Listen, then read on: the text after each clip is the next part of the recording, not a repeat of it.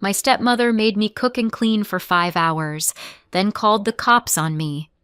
"You're such a leech," my stepsister said.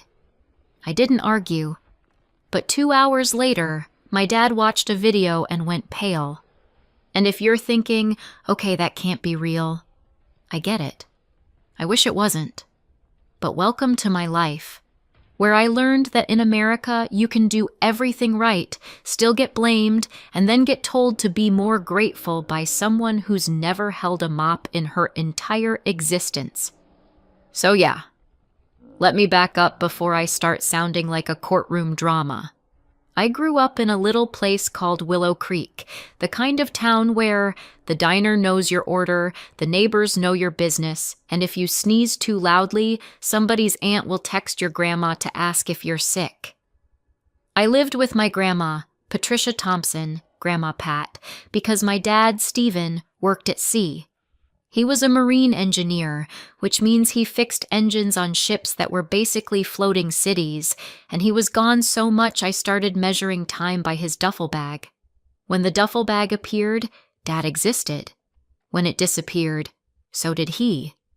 He wasn't cruel. He didn't yell. He didn't hit. He just wasn't there. And when he was there, he acted like being a parent came with instructions he'd lost somewhere in the Pacific. He'd stand in the doorway, watch me doing homework, and say things like, "Everything good?" Like he was checking a fridge temperature. I'd nod. He'd nod back. End of conversation. Grandma Pat did the actual parenting, the real kind, the kind where you notice when a kid is quiet in the wrong way. She made pancakes when I was sad, and grilled cheese when I was stressed, and she had a sixth sense for lies, especially my "I'm fine." But the other person who mattered? Our neighbor, Robert Miller. Robert was that man every small town has. Half mystery, half kindness. Full-time, doesn't talk much but somehow knows everything. He lived next door with a porch, a guitar, and an old dog that moved like it had been disappointed since 2009.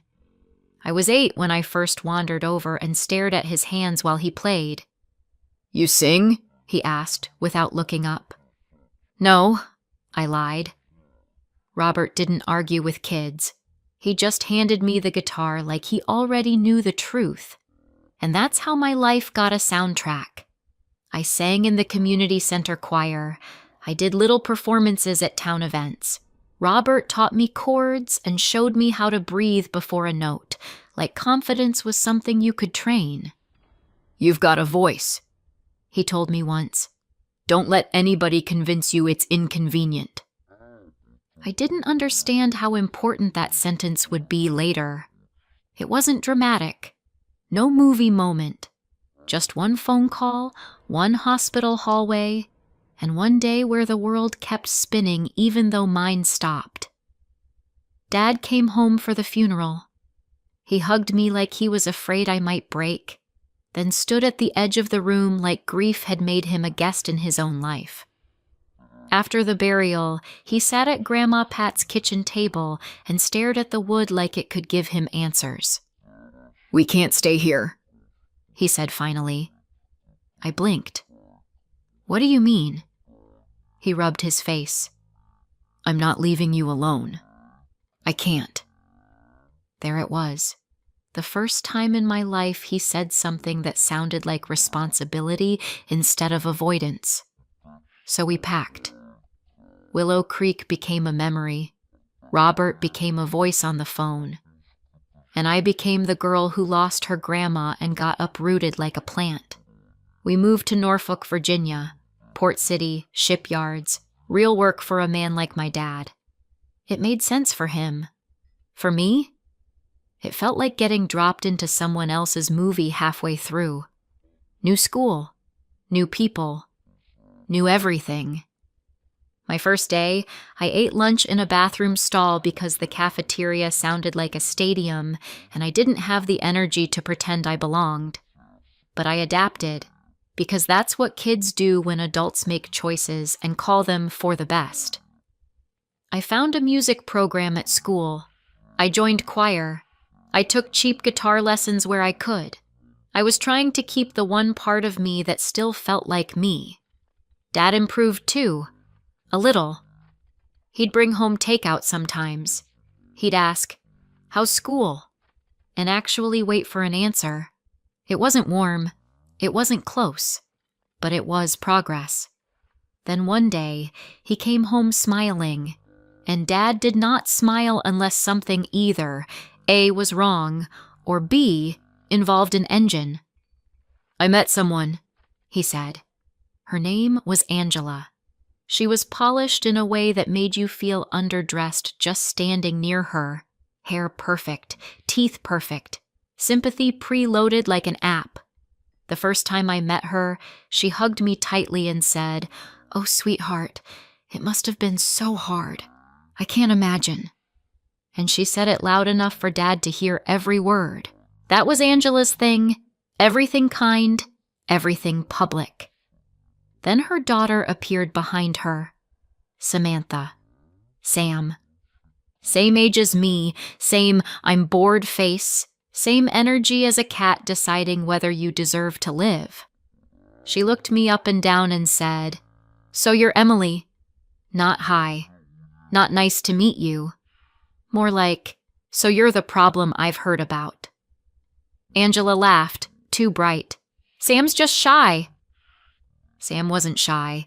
Sam was a professional hater with a part-time smile. But I tried. I really did. Because Dad looked relieved when Angela was around. Like he could finally put down a burden he'd been carrying awkwardly. They started coming by more. Angela cooked dinners like she was filming a lifestyle channel. She brought me little gifts. Lip gloss, a sweater, a notebook with "Dream Big" on it. "You deserve a real family," she'd say. And I hated myself for wanting to believe her. Then Dad, my emotionally stunted, sea-worn father, did the thing I didn't expect. He proposed. They got married at the courthouse 3 months later. Quick, clean, legal. And I swear to you, the second that marriage certificate existed, Angela's personality updated like software. New version, less friendly, more control. It started with comments. "Emily, you left a cup in the sink." "Emily, you chew too loudly." "Emily, you don't fold towels like an adult." Then it became rules. A chore chart appeared on the fridge like a threat held up by magnets. Sam had 2 little tasks. Take out the trash twice a week, feed the dog sometimes. I had an entire household. Laundry, floors, bathrooms, dishes, dinner prep, grocery unloading, vacuuming, mopping, cleaning baseboards, because apparently Angela was training me to become a Victorian-era maid. And whenever I looked exhausted or confused, Angela would tilt her head like I was letting her down. "I'm teaching you responsibility," she'd say. Sam would watch from the couch like she was supervising a documentary about poverty. "You should be grateful," she told me once while I scrubbed the stove. "Some girls don't even have families." I stared at her.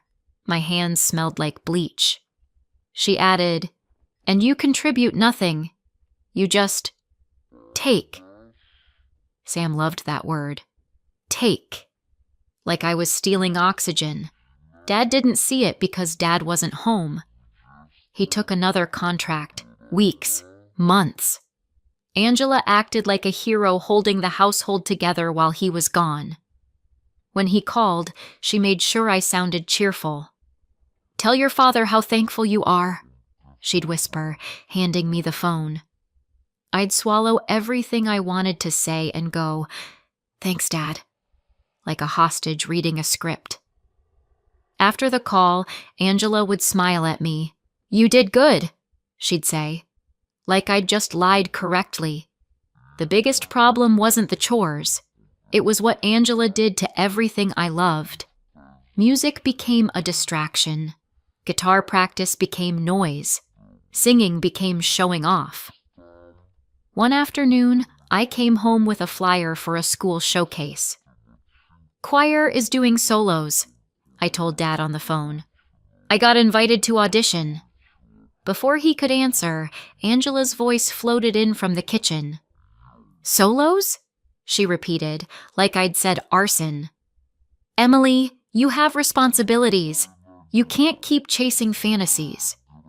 Dad hesitated, because Dad always hesitated when two people wanted different things. Maybe you can do it another time, he said. Angela smiled like she'd won a prize. That night, my guitar wasn't in the corner where I left it. I found it in the hall closet, behind cleaning supplies. Angela didn't look up from her phone when I brought it out. Oh, she said casually. I put it away? You were getting obsessed. Obsessed. Right, because wanting one thing for yourself is a character flaw when you're living under someone else's roof. And it got worse. Angela started controlling my schedule the way people control a dog leash. If I wanted to go to the library, no, the house needs attention. If I wanted to sit in my room, why are you hiding? If I wanted to call Robert in Willow Creek, you're clinging to the past. She didn't want me to have support. Support is dangerous. Support makes kids realize they're not crazy. Grandma Pat had left me her house back in Willow Creek. Not in a messy way. Not, oh, here's a handwritten note. She'd done it properly, put it in a trust, with my dad as trustee until I turned 18. It wasn't some mansion. It was an old, modest house with a garden and a porch and a lifetime of memories. But to Angela, it wasn't a home. It was a number. She started bringing it up constantly. It's just sitting there, Stephen. It's a burden. It costs money to maintain. We could sell it and put the money into the family. The family, meaning her. Dad would rub his forehead and say, "It's Emily's." Angela would smile sweetly. Of course. I'm just thinking about what's smart. Angela always used the word smart when she meant profitable. And then a new name started appearing in our house like a bad smell. Tyler. Tyler says we have options. Tyler thinks this would be cleaner. Tyler can handle the paperwork. Tyler was an attorney. And based on the way Angela's voice softened when she said his name, Tyler was also not just an attorney. I overheard her on the phone one night while I was walking to the kitchen for water. We can petition, she murmured. If we show she's unstable, family court takes it seriously. Yes, Tyler, I know, but we need a record. A pattern. I froze in the hallway. Unstable? Record? Pattern? I went back to my room and sat on my bed staring at the wall like it might explain why my life was turning into a legal thriller. And here's the part that makes people think I'm exaggerating. After that call, Angela started trying to create the pattern. If I came home 5 minutes late, she'd text Dad immediately. Emily didn't come straight home. I'm worried. If I sighed too loudly, she's disrespectful and aggressive. If I didn't smile, she's withdrawn and manipulative. Sam joined in like it was a sport. She's always acting like a victim, Sam told Dad once on speakerphone, not realizing I was in the room. It's exhausting. I looked at Angela. Angela looked right back at me and smiled, calm as a hostage negotiator. Dad started sounding tired when he called. Are you giving Angela a hard time? And that's when I realized something awful. Angela wasn't just trying to control me. She was trying to rewrite me. Because if she could convince Dad I was difficult, she could justify anything. She could justify punishing me. She could justify isolating me. She could justify going to court and saying, "This child is unstable, and her father's never home, so I should manage the assets." It was a plan. A disgusting plan. And I was the obstacle. Before Dad left for his contract, he did something responsible. He installed a couple of small security cameras in the common areas, entryway, living room, kitchen. No audio, just video. He told me it was for safety. And maybe part of it was, but I could tell there was another reason. Dad was afraid. Not afraid of Angela. Afraid of me. Afraid that I was exaggerating. Afraid that I was becoming a typical teen. Afraid that he'd come home to some disaster and everyone would say, "How did you not see this?" So he did what a lot of people do when they don't know who to believe. He tried to outsource trust to technology, which is kind of funny in a tragic way, because the cameras didn't catch me lying. They caught Angela. Angela woke me up at 6:30 a.m. like she was starting a shift at a prison. "Up," she snapped. "Kitchen, now!" I stumbled in, still half asleep, and she shoved a list at me. It was insane.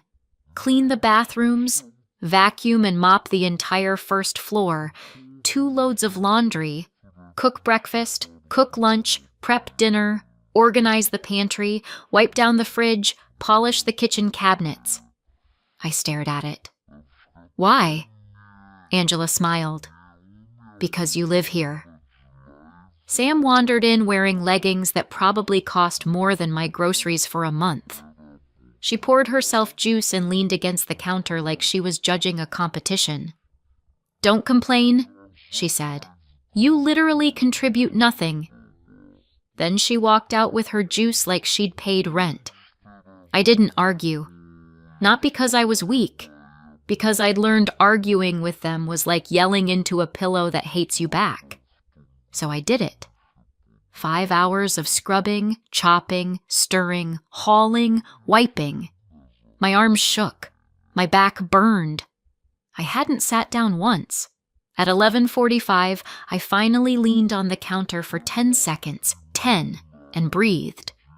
Angela looked up like she'd caught me stealing. "Oh," she said loudly. "So you're done?" "I'm not... She picked up her phone. For half a second, I thought she was calling Dad. Nope. She dialed 911. I actually laughed once, like a reflex, because my brain couldn't accept how ridiculous it was. Then she said, calm and clear, "Hi, I need an officer. My stepdaughter is refusing to comply. She's out of control." Sam's eyes lit up like it was a theme park. I stood there holding a dish towel, blinking. Angela added, "She's been stealing. She threatens me. I'm scared." I didn't even speak. Because what do you say when someone is inventing a crime documentary about you while you're wearing an apron? Sam leaned in and whispered, "You're such a leech." I didn't argue. Police officers showed up less than 20 minutes later. 2 of them, one older with tired eyes, one younger with that, "Why did I sign up for this shift?" look. Angela turned on her concerned mother voice so fast it should have come with a warning label. "Thank you for coming," she said, hands clasped. "I'm just at my wit's end." The older officer looked at me, then at the spotless kitchen. "Are you okay?" he asked quietly. "Yes," I said. "I've been cleaning since morning. That's literally it." Angela jumped in immediately. "She lies," she said. "She manipulates. Her father is away, and she's become aggressive." "Aggressive?" I repeated, staring at my own hands. They were raw from cleaner. The younger officer glanced at Angela, then at Sam, who was lounging like this was entertainment.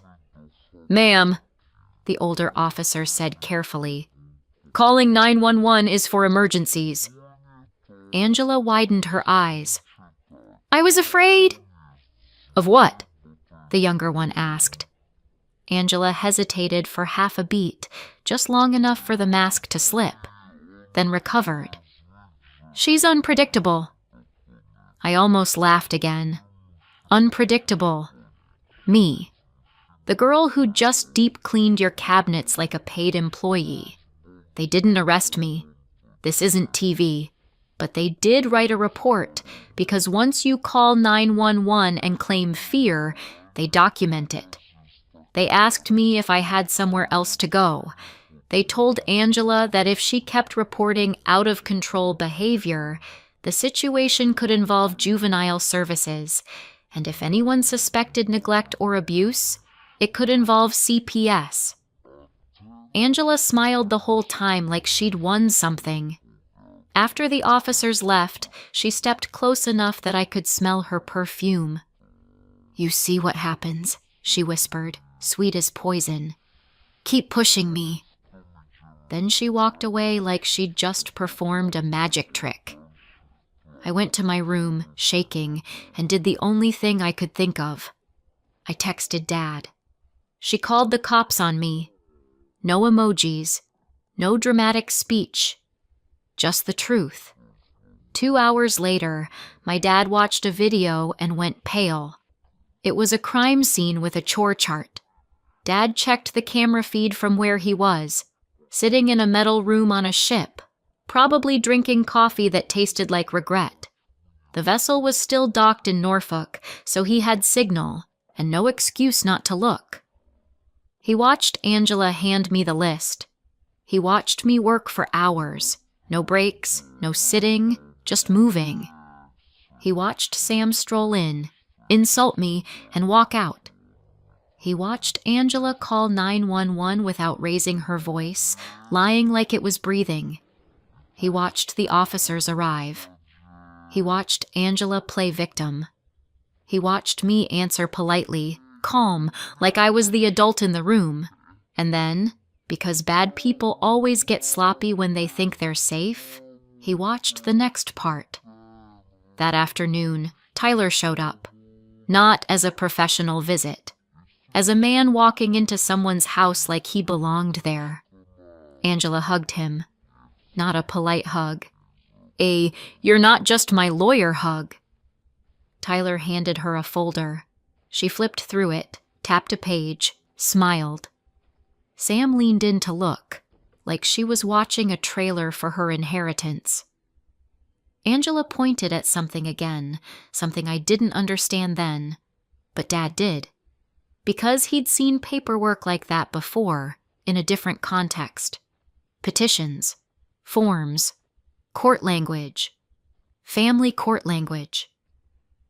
Angela looked up, still unaware the camera existed, and said something Dad could read on her lips even without sound. "Once he signs, it's ours." Dad went pale. Not metaphorically, not he was shocked. He went white. Because he realized this wasn't just blended family stress. It was a plan, a legal plan, and I wasn't the target. My inheritance was. He didn't text me. He didn't call Angela. He called his supervisor and said there was an emergency and he was leaving. Then he drove home like the road owed him answers. I was upstairs when I heard the front door slam. Not an "I'm home" slam, a "this house is about to be cleansed" slam. Angela appeared in the kitchen wearing her soft sweater and her innocent face. "Oh, Stephen, you're early." Dad didn't even take off his boots. "Where's Emily?" he asked. Angela's smile didn't move. "She's sulking. She caused a scene today and I had to call the police for everyone's safety." "Don't," Dad said. Angela blinked. "Excuse me?" He held up his phone. "I watched the footage." Sam appeared on the stairs, curious. Tyler stepped out from the living room and froze like someone had unplugged him. Angela's face did something strange, like it couldn't decide whether to stay charming or turn ugly. "Stephen," she said slowly, "are you spying on your own family?" Dad laughed once. It wasn't happy. "I wasn't spying," he said. "I was trying to prove my daughter was lying." Then he looked past Angela, straight at me in the hallway, and for the first time in a long time, he looked like my dad. Not a man passing through, not a tired stranger. A father. "I'm sorry," he said, voice cracking. "I'm so sorry." Angela snapped. "This is ridiculous! She's manipulative." Dad didn't even flinch. "You called the cops on a kid who was cleaning your house. She's ungrateful. She's my daughter." Sam scoffed, loud and nasty. "She's a leech." Dad turned so fast, Sam actually stepped back. "Pack your stuff," he said to Angela. "Both of you. Now." Angela's mask fell completely. "You can't just...